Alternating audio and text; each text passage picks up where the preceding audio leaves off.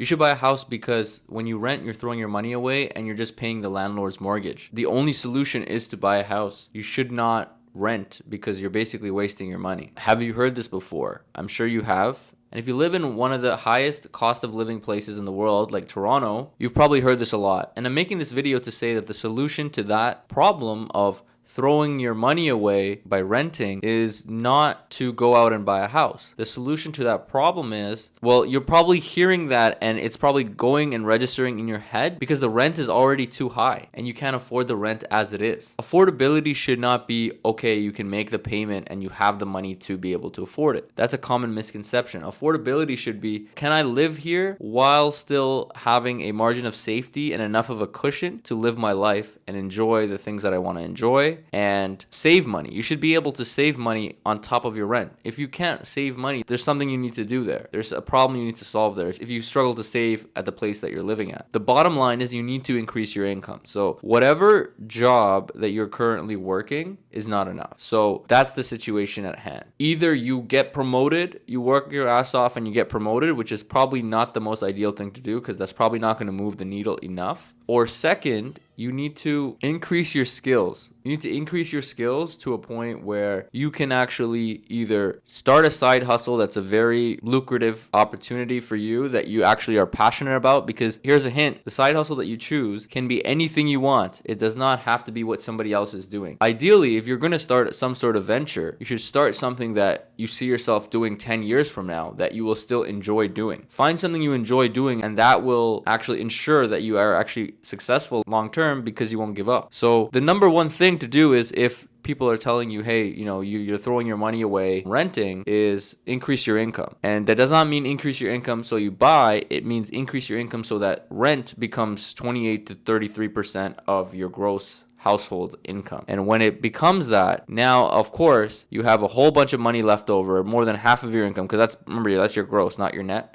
So now you have half of your income probably left over to save, to go on vacation, to invest in the stock market, to build your wealth without over leveraging yourself. Leverage is great. You borrow 80% from the bank, buy a house. It's a very beautiful thing, but over leveraging yourself is not great. It's not pretty at all. It's a very, very scary path to go down. And I feel like a lot of people do over leverage themselves because they think that buying a house is the only option. Basically, what I'm trying to say is increase your income. If you have to work 2 jobs, if you have to work 2 full-time jobs or a full-time and a part-time job to get there, then do it. If you have to work 3 jobs, do it. Once you get to that point of, okay, now rent is not so high anymore. Now you decide, okay, does it make sense for me to buy a house, or should I keep renting, save the difference, invest that money into the market? You'll make a way better return in the market versus buying a house. I guarantee you that. You have to factor in all the phantom costs, which are,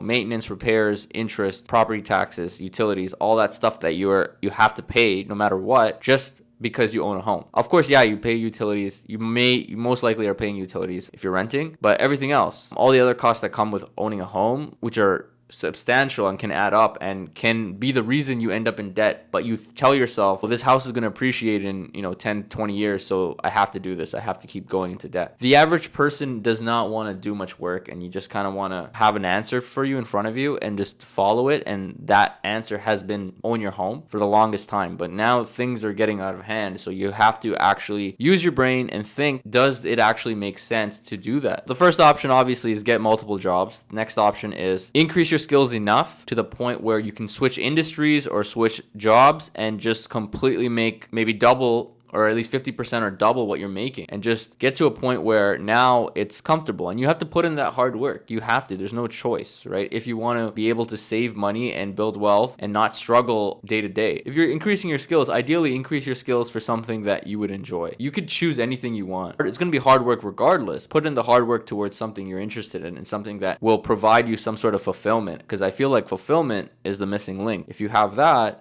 I don't think you're gonna really stop doing what you're doing, because you're gonna feel good about it, and you get paid for it, and you're gonna continuously strive to get better and better, which either results in higher salary or more profits for your business that you start yourself. It's gonna take time, but you gotta figure it out, right? You start a business, you do it on the side until it becomes your main thing, but you keep your job and you do it, because we all have the same hours in a day. So you have between 9 and 5 that you work your job, and then you have before 9, so you wake up early, you wake up at 5 or 6, you have a couple hours before work to work on whatever you're working on, and then you have time after work. This might seem like common knowledge for a lot of people, but a lot of people might not be thinking about that. You might be thinking about, oh, I need to enjoy my life. Well, if you want to own a home, you really need to kick it into next gear. Once you get to that point, now look at how much is your gross income. Is your rent 28 or to 33% of your gross income? If the answer is yes, if your rent is 28 to 33% of your gross income, your gross household income, then it's like, okay, now you can afford to rent there. Now, can you find a house that, including property taxes, interest, maintenance, the roof that you're going to repair 15 years later, you got to include all those costs in, because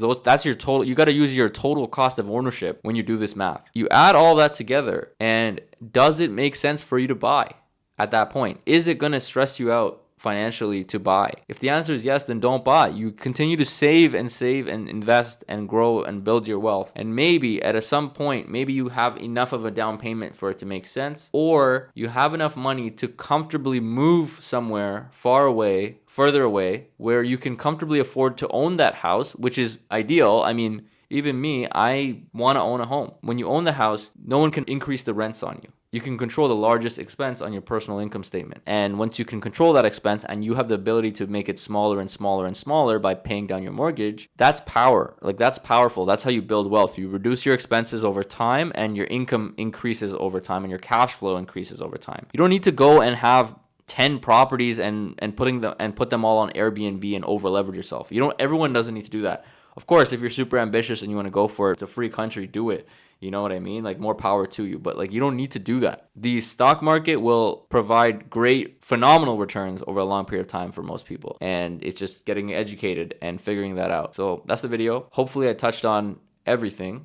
See you guys in the next one.